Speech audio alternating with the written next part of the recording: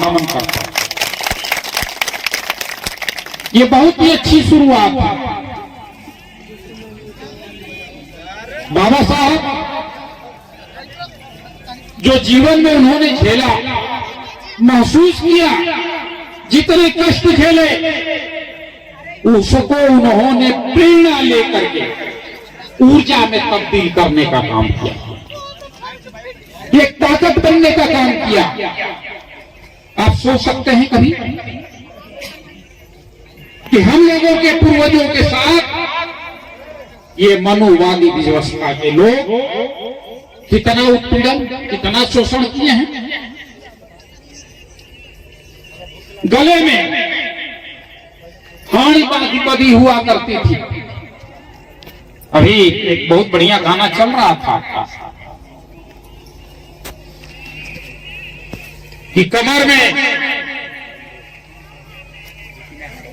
जो झाड़ू बंधा था उसको हथियार किसने दिया? तो बाबा साहब। गले की मटके को हटा करके टाई किसने दिया? तो बाबा साहब।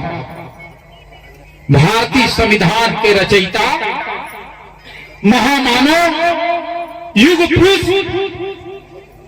दुनिया के कोहिनूर, सिंबल ऑफ नॉलेज, मेरे सदस्य बाबा साहब भीमराव अम्बेडकर जी को कितनी भी उपाधि दे दी जाए, सारी उपाधियां कम पड़ जाती।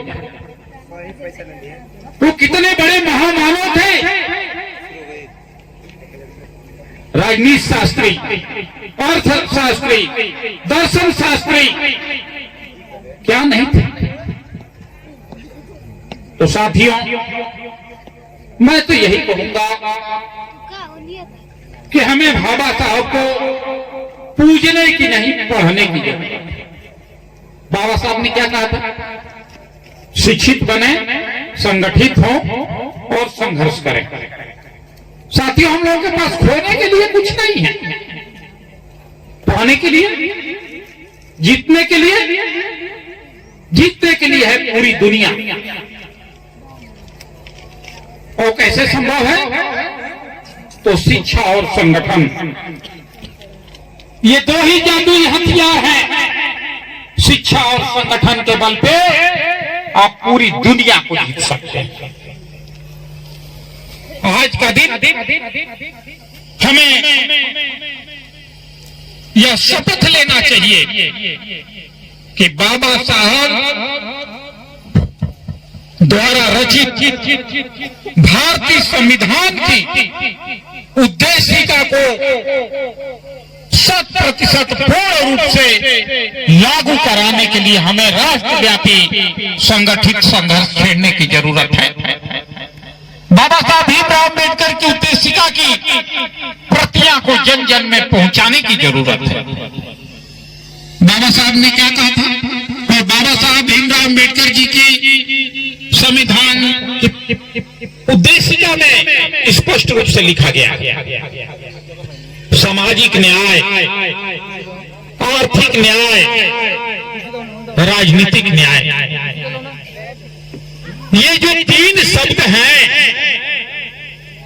सामाजिक न्याय, हम लोगों के साथ कितना सामाजिक न्याय होता है? आज भी भेदभाव जैसा व्यवहार हो रहा। आर्थिक न्याय, आर्थिक न्याय, आजादी का क्या मतलब है? मेरे समझ से आजादी, लोकतंत्र और गणतंत्र की सार्थकता यही है कि हर आदमी को काम मिले, हर आदमी को भरपेट खाना और समुचित इलाज की गारंटी सहित सामाजिक न्याय, आर्थिक न्याय और मूलभूत आवश्यकताओं की पूर्ति। यदि समाज का कोई एक भी व्यक्ति इससे वंचित रहता है कि आजादी, लोकतंत्र और गणतंत्र का कोई माने मतलब नहीं रह जाता है। इसलिए भारत जैसे महान देश में गणतंत्र की सर्वोच्च अवस्था समाजवादी आर्थिक गणतंत्र की स्थापना होनी चाहिए। और यही बाबा साहब भीमराव अम्बेडकर जी के द्वारा रचित संविधान की उद्देशिका का मुख्य अंश है आर्थिक न्याय। लेकिन यहाँ पर तो बाबा साहब ने जो सपना देखा, आज हो क्या रहा है कि आजादी के इतने दिनों बाद भी भारतीय संविधान को धीरे धीरे खत्म करने का प्रयास किया जा रहा है। जो लोग कभी भारतीय संविधान को जलाने की बात करते थे, आज भी बाबा साहब को मनाने का काम कर रहे हैं। और हमारे गरीब समुदाय के लोग इनके इसी षड्यंत्र में फंस जाते हैं। हम तो कह रहे हैं कि बाबा साहब ने कहा था कि हमें पूजने की नहीं, हमें पढ़ने की जरूरत है। आज माननीय प्रधानमंत्री जी से लेकर के माननीय मुख्यमंत्री जी तक बाबा साहब का गुणगान करते नजर आ रहे हैं। तो बाबा साहब द्वारा रचित संविधान की उद्देशिका को पूर्ण रूप से क्यों नहीं लागू किया जा रहा है, यह बहुत बड़ा सवाल है। बाबा साहब ने तो राष्ट्रीयकरण की बात कही थी। भारतीय रिजर्व बैंक की स्थापना 1935 में बाबा साहब द्वारा शुरू किया गया। देश में रोजगार दफ्तर की शुरुआत किसने किया? बाबा साहब ने। उनके अनुसार हुआ और आज रोजगार दफ्तर की प्रासंगिकता ही खत्म हो चुकी है, उसका कोई माने मतलब नहीं है। तो साथियों, आने वाला समय बड़ा ही संकटमय आ रहा है। इनका उत्पीड़न का रूप धीरे धीरे या हमें भारतीय संविधान से दूर करके बाबा साहब के विचारों और सिद्धांतों को खत्म कर देना चाहते हैं। बाबा साहब पूरे जीवन यहाँ के मूल निवासियों के अधिकारों के लिए संघर्षरत रहे। उन्होंने जो कुछ भी कहा, उनके विचार हमें घर घर में बाबा साहब के विचार और बाबा साहब द्वारा रचित संविधान का पाठ करना चाहिए। आपके पास क्या नहीं है? आपके पास बाबा साहब द्वारा दिया गया ये भारतीय संविधान एक बहुत बड़ा हथियार है और इसका आप पूर्ण रूप से लागू करके अपने समाज की सारी समस्याओं का समाधान कर सकते हैं। अब विषय कि हम आने वाली पीढ़ी को क्या देकर जाएंगे, हम आने वाली पीढ़ी को क्या देकर जाएंगे, यह एक बहुत बड़ा विषय है। तो साथियों, आज के दिन